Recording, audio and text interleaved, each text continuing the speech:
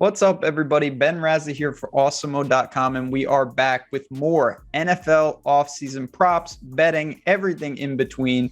We've got a lot of things to talk about. We've been going through some team awards, some sleepers, and whatnot. But the thing that we're going to hit on today is player props. Where are these guys going to be? Will they go over or under their yardage total, their touchdowns? There are a ton of props on the board across various sites. To do that, I am joined, as I always am, by Matt Gajewski, ready to break these all down.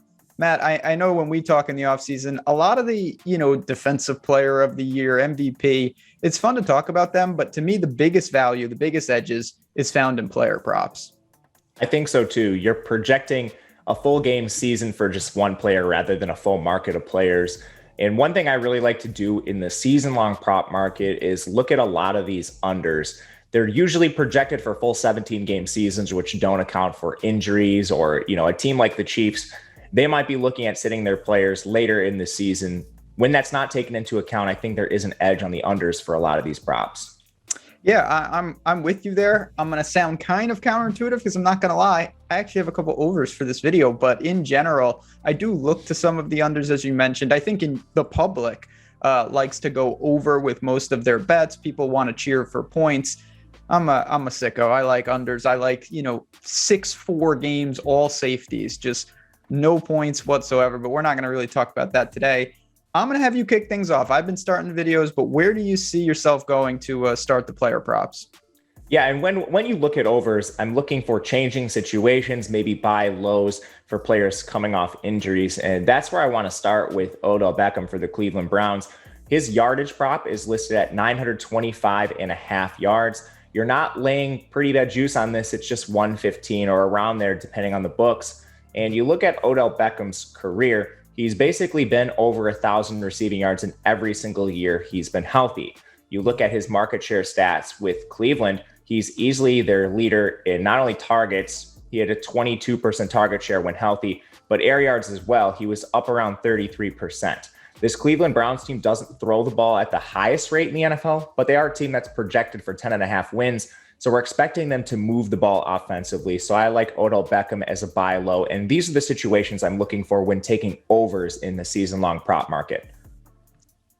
Listen, I have no problem. I'm high, as scary as it is to say, I'm very high on the Browns in general. I do think they have got all the pieces this year. No real excuses. I'm going to stick in the AFC North, and I'm going to a guy that if you've watched me in the DFS videos over the years, this is one of my favorite players in the league, Joe Mixon.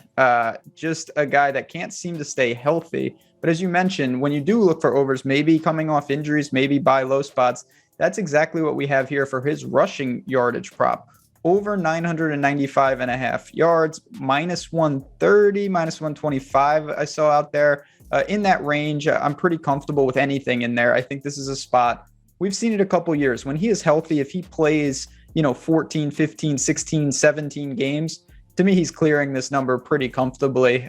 You look at the situation in Cincinnati, they've really bolstered the offense. They've got, of course, Burrow at quarterback. They've got now Chase and Higgins and Boyd on the outside. A lot of weapons to cover. I feel like Mixon is the lost guy, and this is a guy that I really do believe in the talent, and it seems like everything, obviously he had a very, very bad situation in college and whatnot, but he's stayed out of trouble for the most part in the NFL. And if he can just stay healthy, I think we're really primed to see a big year for him. Now, I worry a little about Cincinnati's offensive line. I'm not going to bring Penny Sewell into this conversation, but I do wish they bolstered that front for him because he does have some trouble just having holes for him. But if the volume is there in terms of the carries, and the volume is there in terms of the games played, this is a guy, even though he does catch the ball pretty well, I still think on the ground specifically, he's going to cross over 1,000 yards this year. So at minus 130, I'm very comfortable laying that juice and pushing Mixon over that number this year.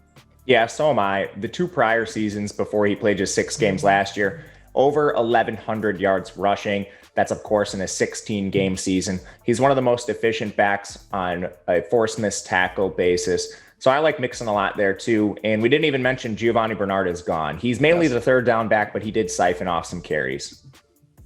Yeah, absolutely. Like I said, if they have, and I think Cincinnati's going to be okay, but if they can stay in games, I mean, I think Perine's fine, and I'm sure he'll siphon some, but this is Joe Mixon's backfield. He is going to get the volume. He's going to get the work. And when we see him out there, I think he's going to be pretty effective. So that's where I lean. You're with Odell. I'm with Mixon. Where do you go for your second player prop here?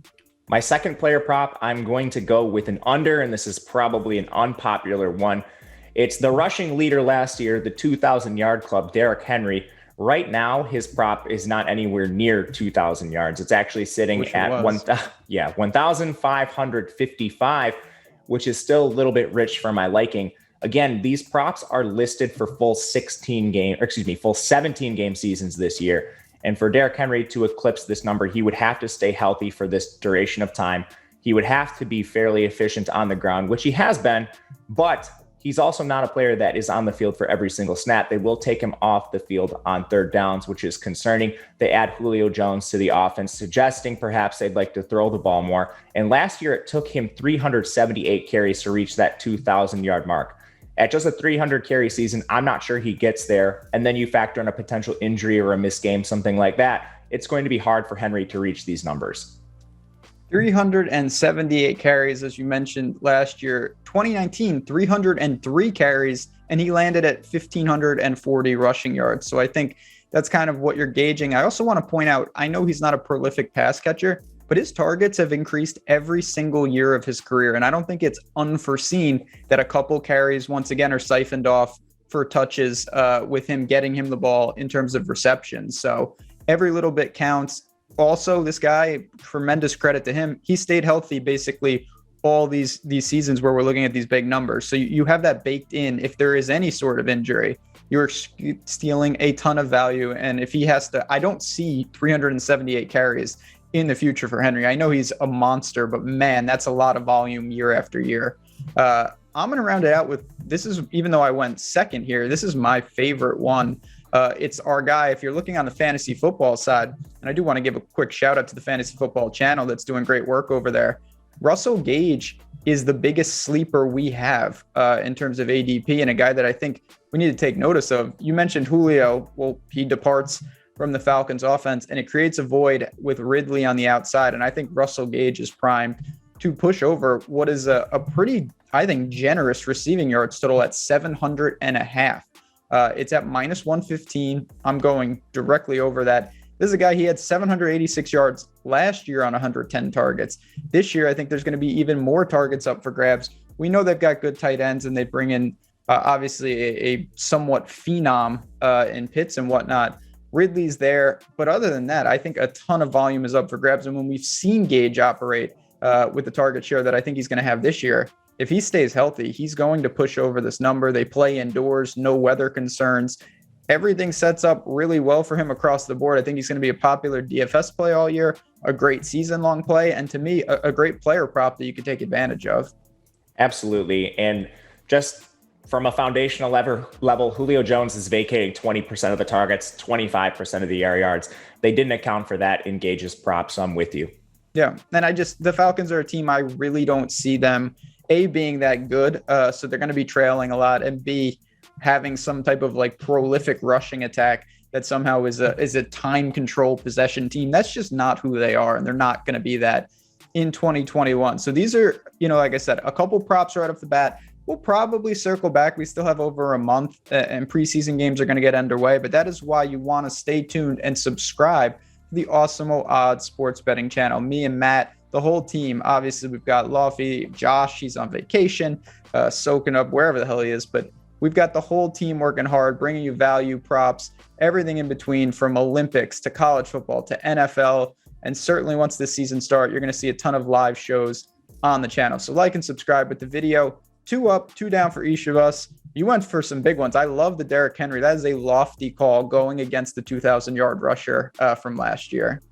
Yeah, man, just at one slip up, an injury, even if the Titans are a little bit worse and they can't run the ball as much and they have Darrington Evans on third down, there's a lot of ways for that bet to cash. Yeah, and I think, it's one of those things coming off a 2,000-yard season. I think if you asked a casual or a public person, what would you set that line at? I think most people would say, 1,800, 2,000, crazy numbers. And you see it it's almost counterintuitive, but there's a reason that it's down there in the 1555 range, because a lot of things have to go right to even get to that number. And I'm with you. If I had to take a position, I would short it as well. So on that note, we're going to bounce on out of here. But again, stay tuned for more NFL content, more college football content. We've got you covered from all angles. And if there's something you want to see, hit us up on Twitter. No problem. We love the feedback. Really appreciate the views. We'll talk to you guys soon and enjoy the off season.